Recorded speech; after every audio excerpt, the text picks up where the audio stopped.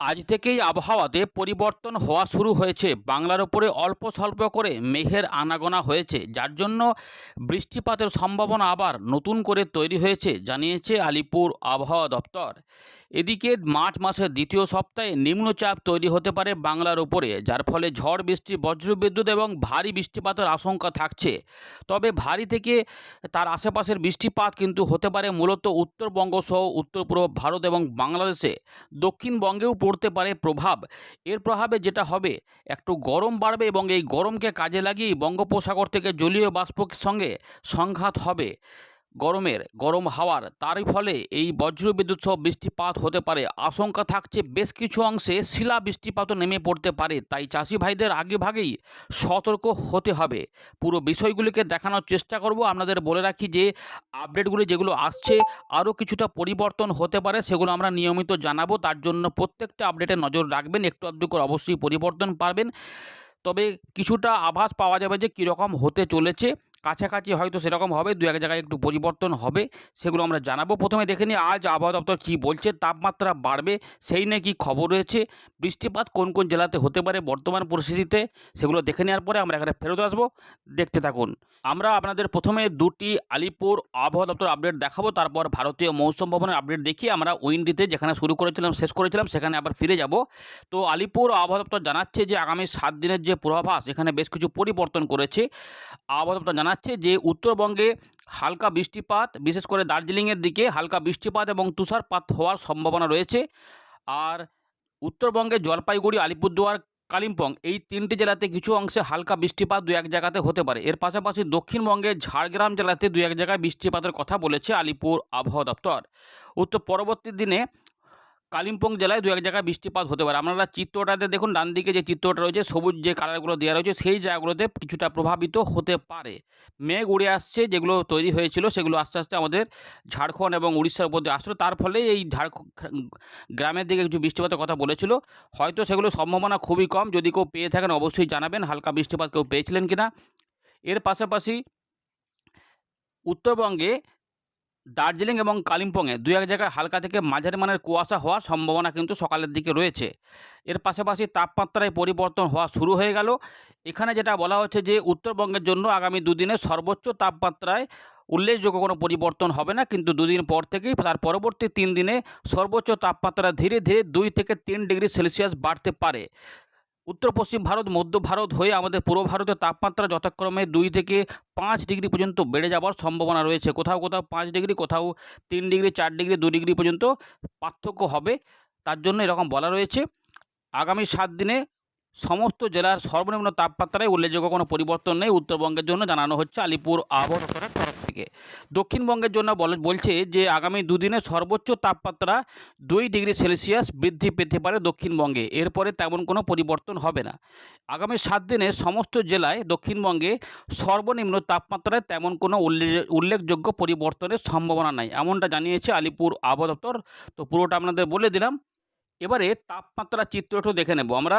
2 তারিখ এবং 3 তারিখ এখানে আমরা দেখতে পাচ্ছি যে দেখুন 2 তারিখে কিন্তু তাপমাত্রা একটু বাড়বে, যেখানে পুরুলিয়ার দিকে 35 ডিগ্রি, বাঁকুড়ার দিকে 36 ডিগ্রি পর্যন্ত হয়ে যাওয়ার সম্ভাবনা রয়েছে এখানে ম্যাক্সিমাম টেম্পারেচার দিনের বেলাতে। এবং মেদিনীপুরের দিকে 34, ডায়মন্ড হারবার, দীঘার দিকে 34, হাওড়া এবং কলকাতার আশেপাশে দমদম এগুলো সবই কিন্তু 34 ডিগ্রি, সুন্দরবন সাইডে 33 ডিগ্রি, আমাদের আসানসোলের দিকে 35 ডিগ্রি, বর্ধমানে, পূর্ব বর্ধমানে 35, বীরভূমের দিকে শ্রীনিকেতন, শান্তিনিকেতনের দিকে 35 ডিগ্রি, মুর্শিদাবাদের দিকে থাকবে প্রায় 33 ডিগ্রি, নদিয়ার দিকে থাকবে 33 ডিগ্রি। এখানে হুগলির দিকে মোটামুটি ধরে রাখুন যে 33-34-এর মধ্যে থাকবে, এবং উত্তর 24 পরগনার দিকেও 34-এর মধ্যে থাকার সম্ভাবনা, বা 33-34-এর মধ্যে থাকার সম্ভাবনা রয়েছে। উত্তরবঙ্গের মালদার দিকে 33, তবে একদম উত্তরভাগে যখন দেখব উত্তরবঙ্গে কিন্তু দিনের বেলার তাপমাত্রা 29 থেকে 30-এর মধ্যে থাকার সম্ভাবনা কিন্তু রয়েছে। আচ্ছা, এবার একটু দেখে নেওয়া যাক যে মিনিমাম টেম্পারেচার কী বলছে। মিনিমাম টেম্পারেচার এখানে বলা হচ্ছে 3 তারিখের খবরটা এখানে পাওয়া যাচ্ছে।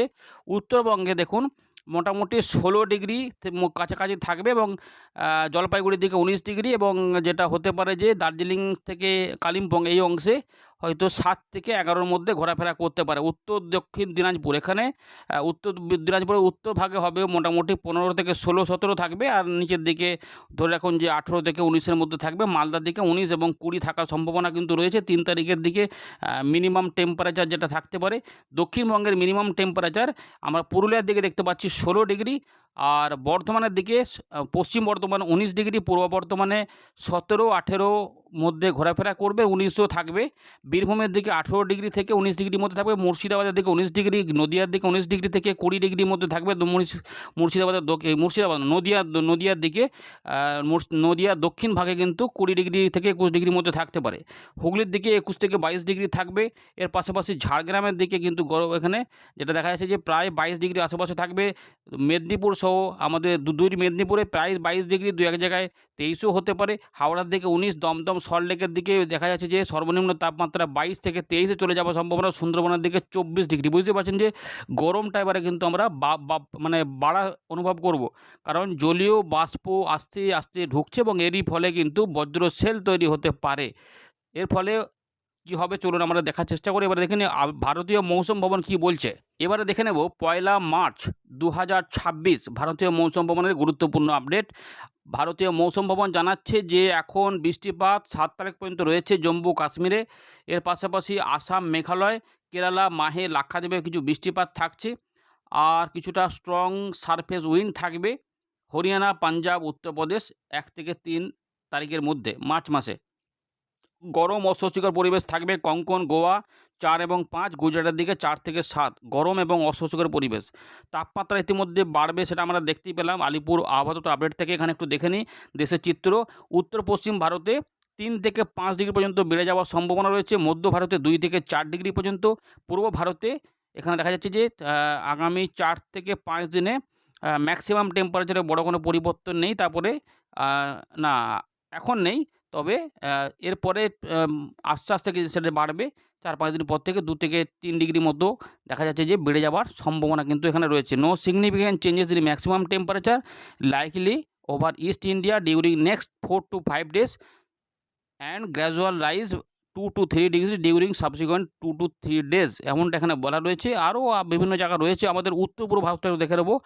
উত্তর পূর্ব ভারতে ধীরে ধীরে 2 থেকে 3 ডিগ্রি তাপমাত্রা বাড়বে, অর্থাৎ আসাম, মেঘালয়, মিজোরাম, মণিপুর, ত্রিপুরা এই যে জায়গাটা রয়েছে, অরুণাচল প্রদেশ আগামী 4 দিনে ধীরে ধীরে কোথাও কোথাও 2 থেকে 3 ডিগ্রি তাপমাত্রা বাড়ার সম্ভাবনা রয়েছে। ওয়েদার সিস্টেমটা একটু দেখে নেব কী কী রয়েছে। এখন তো শুধুমাত্র ঘূর্ণাবর্ত কিছু থাকার কথা, এবং নতুন করে পশ্চিমী ঝঞ্ঝা আসবে। তো এখানে ঘূর্ণাবর্ত আমরা দেখতে পাচ্ছি বেশ কিছু অংশ রয়েছে। কমন এলাকাতে রয়েছে, পাশাপাশি লাক্ষাদ্বীপ কাছাকাছি রয়েছে, উত্তর পূর্ব আরব সাগরের দিকে রয়েছে, গুজরাট সংলগ্ন এলাকাতে রয়েছে, মধ্য আসাম এবং সংলগ্ন এলাকাতে ঘূর্ণাবর্ত কাজ করছে।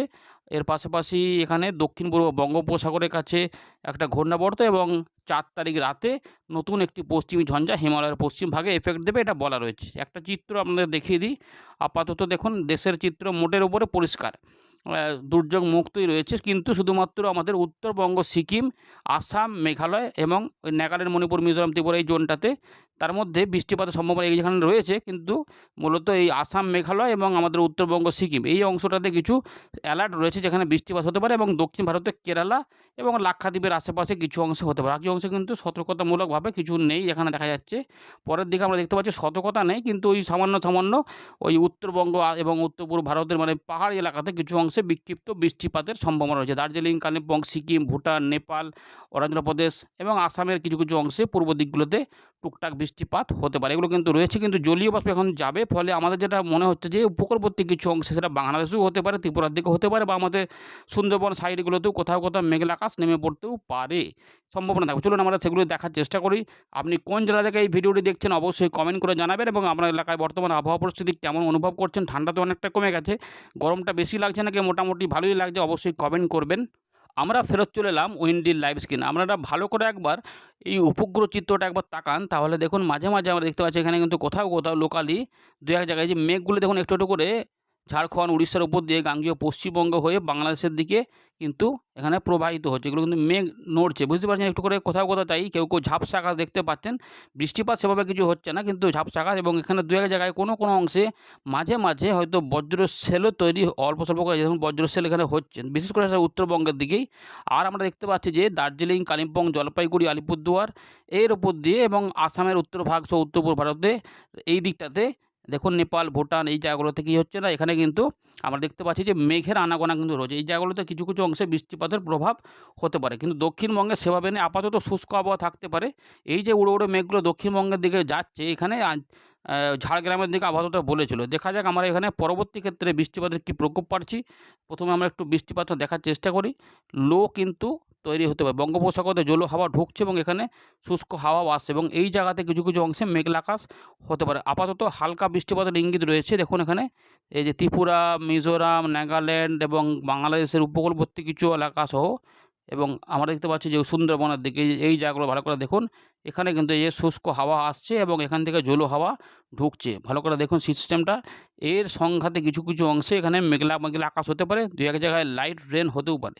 দিনের বেলার তাপমাত্রা 32, 33, 34, 35 পর্যন্ত চলে যেতে পারে, সম্ভাবনা থাকছে। এই জায়গাতে খুলনা, বরিশাল এবং এই যে সুন্দরবনের এলাকাগুলো হয়ে আমাদের ত্রিপুরা, মিজোরাম এবং এই যে দক্ষিণ আসাম, মেঘালয়, ইম্ফল এই যে জায়গাগুলো রয়েছে, আইজল, এই জায়গাগুলোতে কোথাও কোথাও মেঘলা আকাশে বিক্ষিপ্ত বৃষ্টিপাত নামতে পারে। আপাতত আমাদের পশ্চিমের দিকে জেলাগুলি শুষ্ক থাকবে। আচ্ছা, পরের দিকে দেখা যাচ্ছে এখানে লোয়ের মতো দেখা যাচ্ছে, যেখানে মাঝারি বৃষ্টিপাত বরিশাল এবং চট্টগ্রাম বিভাগ সহ ত্রিপুরা এই জোনটাতে কোথাও কোথাও হতে পারে। দেখুন কোথাও কোথাও বৃষ্টিপাত হতে পারে, কেউ পেলে অবশ্যই কিন্তু কমেন্ট করবেন। সন্ধ্যেবেলার দিকে মূলত এই চান্সটা রয়েছে। এরপরে কিন্তু যেটা হবে, শুষ্ক আবহাওয়া চলবে, কদিন চলবে, শুষ্ক আবহাওয়া চলবে। যদি কিছু বৃষ্টিপাত হয় সেগুলো শুধুমাত্র পাহাড়ি অঞ্চলে থাকবে। 4 তারিখে পশ্চিমী ঝঞ্ঝা আসবে হিমালয়ের পশ্চিম ভাগে এই জায়গাতে, তাই তুষারপাত এবং বৃষ্টিপাত জম্মু কাশ্মীর, লাদাখ, গিলগিট, বালচিস্তান এই অংশটাতে কোথাও কোথাও থাকবে, এবং এই ঝঞ্ঝাটি 4 তারিখের পরে 5 তারিখ 6 তারিখ এগিয়ে যাবে। ফলে যেটা হবে, এই অংশে কিছু কোথাও কোথাও বিক্ষিপ্ত বৃষ্টিপাত পাহাড়ি অঞ্চলে আসতে পারে। আপাতত এই সময়কালে পুরো শুষ্ক আবহাওয়াই পাওয়া যাবে। শুধুমাত্র দেখবেন যে তাপমাত্রার প্রভাব দেবে 6 তারিখ থেকে আস্তে আস্তে যেটা হবে, বঙ্গোপসাগর থেকে জলীয় হাওয়া এখান থেকে প্রবেশ হবে 6 তারিখ থেকে। ধীরে ধীরে 5-6 থেকে শুরু হবে, যেটার প্রভাব হয়তো 7 তারিখের আশপাশ থেকে সম্ভবত কিছু কিছু অংশ, উপকূলবর্তী অংশে একটু মেঘলা মেঘলা আকাশ তৈরি করতে পারে। যেমন দেখুন আপনাদের দেখাচ্ছে, এই যেমন এই দেখুন এই আমাদের উড়িষ্যার উপকূলে একটু মেঘলা মেঘলা আকাশ এখানে হতে পারে, হালকা বৃষ্টিপাতের ইঙ্গিত দিচ্ছে, কিন্তু এখন আপাতত থাকবে না। মূলত প্রথম দিকে এই সমস্ত জলীয় হাওয়াগুলো এই দেখুন 7 তারিখের দিকে একটু মেঘলা মেঘলা হতে পারে উপকূলবর্তী জায়গা, 24 পরগনা এবং মেদিনীপুর সংলগ্ন এলাকাগুলিতে, এগুলোতে একটু হতে পারে। লাইট ট্রেন যদি হয় তো ওখানে একটু হতে পারে বিকেল থেকে সন্ধ্যের মধ্যে, কিন্তু এগুলো সবই কিন্তু উত্তরবঙ্গে প্রভাব দেখাবে। প্রথম দিকে এগুলো উত্তরবঙ্গের দিকেই যাবে। এই যাবার সময়তে কিছু কিছু গরমকে কাজে লাগিয়ে হালকা হালকা বৃষ্টিপাত 7 থেকে 8-এর মধ্যে নামতে পারে। সেখানে কেউ কেউ হালকা বৃষ্টিপাত বিকেলের দিকে পেলেও পেতে পারেন, কিন্তু আহামরি বৃষ্টিপাত নাও হতে পারে। এবারে আবহাওয়ার খবরে অদলবদল হতে পারে, হঠাৎ করে কাজে লেগে হয়তো বজ্রশেল বেশি তৈরি হয়ে গেলে সেগুলো লোকালি মেঘ তৈরি হয়ে বৃষ্টিপাত হতে পারে, অন্যথায় শুষ্ক আবহাওয়াই থাকবে। কিন্তু উত্তরবঙ্গে এই 8 তারিখের দিক থেকে বা 9 তারিখের দিক থেকে প্রভাব শুরু হবে। এখানে বজ্রশেল তৈরি হয়ে যাবে, যেগুলো আমাদের দক্ষিণবঙ্গের উত্তরভাগে, বিশেষ করে মুর্শিদাবাদ, বীরভূম এই অংশগুলিতে, রাজশাহী, বাংলাদেশের এই যে মহাদেবপুর, বগুড়া, আদমদিঘি, এর পাশাপাশি মালদা, দিনাজপুর এবং রংপুর সহ আমাদের জলপাইগুড়ি, আলিপুরদুয়ার, কোচবিহার এই অংশে বজ্রশেল তৈরি করতে পারে, এবং এখানে ভারী বৃষ্টিপাতও হতে পারে। যেটা আমরা বলছিলাম, দেখুন এখানে সেরকমই কিন্তু পূর্বাভাস উঠে আসছে যে দিনহাটা, শিলাকচি, কোচবিহার, মাথাভাঙা, আলিপুরদুয়ার, কোকড়াঝড়, ধুবুরি, লক্ষ্মীপুর, শ্রীরামপুর এই জায়গাগুলোতে, এবং এই যে জায়গাগুলো রয়েছে এই জায়গাগুলোতে বৃষ্টিপাত হতে পারে। এর পাশাপাশি বজ্রশেল তৈরি হতে পারে ময়মনসিংহ, সিলেট সহ উত্তর ঢাকার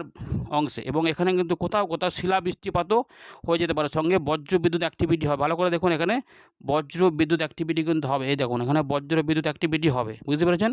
এই অংশটাতে বজ্র বিদ্যুৎ অ্যাক্টিভিটি হবে, তাই প্রত্যেকে শেয়ার করে রাখবেন, চাষি ভাইদের কাছে এটা পৌঁছে দেবেন, তাদের সুবিধা হতে পারে।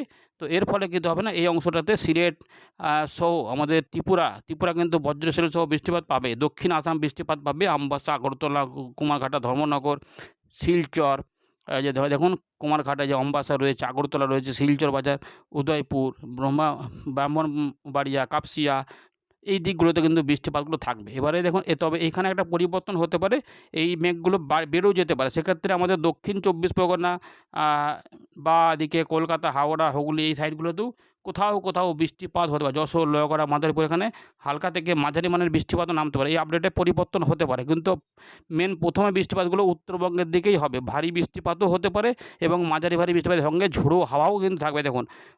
দক্ষিণ ভাগেও কিন্তু আস্তে, আস্তে বৃষ্টিগুলো ছড়াতে পারে। তাই এই অংশগুলিতে উত্তর পূর্ব ভারতের সমস্ত জায়গাতেই বৃষ্টিপাতের আশঙ্কা রয়েছে দ্বিতীয় সপ্তাহে। কোথাও, কোথাও যেটা বললাম যে ভারী বৃষ্টিপাতও হতে পারে এবং বজ্র বিদ্যুৎ হতে পারে, সেগুলো কিন্তু এখানে থাকবে। যেমন এখানে সতর্ক থাকতে হবে যারা ময়মনসিংহ, সিলেটের কাছাকাছি রয়েছেন, এখানে কিন্তু ভালো বজ্র সেল তৈরি হতে পারে এবং এখানে জোরালো বৃষ্টিপাত নামতে পারে। জোরালো বৃষ্টি যেটা চাষেরও ক্ষতি করতে পারে। তাই সতর্ক থাকতে হবে। এই সময়কালে দেখুন এখানে কিন্তু অনেক বৃষ্টিপাতের সম্ভাবনা এখানে পরিষ্কার দেখা যাচ্ছে হতে পারে এবং এখানে কিন্তু লো থাকবে। এখানে কিন্তু দেখুন এটা ঘূর্ণি থাকছে, ফলে এখানে অন্যরকম পরিস্থিতি এই সময়কালে হয়ে যেতে পারে। তবে বৃষ্টিপাত হয়ে গেলে অদল-বদল হবে। আপাতত দেখাচ্ছে এই অংশগুলিতে জোরদার বৃষ্টিপাত নামতে পারে। ভারী থেকে তার আশেপাশের বৃষ্টিপাত নামিয়ে পড়তে পারে। তারপরের দিকে কিন্তু এগুলো পরিবর্তন হবে এবং ত্রিপুরা সহ বৃষ্টিপাত, কিন্তু আমাদের এইখানেও বৃষ্টিপাতের সম্ভাবনা এই সময়কালে তৈরি হয়ে যেতে পারে। তাই এখানে কিন্তু এই আপডেটে সম্ভবত পরিবর্তন হতে পারে। আমাদের দক্ষিণবঙ্গেও বৃষ্টিপাত ঢালতে পারে, কারণ এই সময় পরিবর্তন হতে পারে। আগামী দিনে আরও আপডেট আছে, আমরা দেখাবো। আর কিন্তু তাপমাত্রা অনেকটাই কিন্তু বেড়ে যাবে এই সময়কালে। 35-36 এর আশেপাশে চলে যাবে, 37ও হতে যেতে পারে। ধন্যবাদ।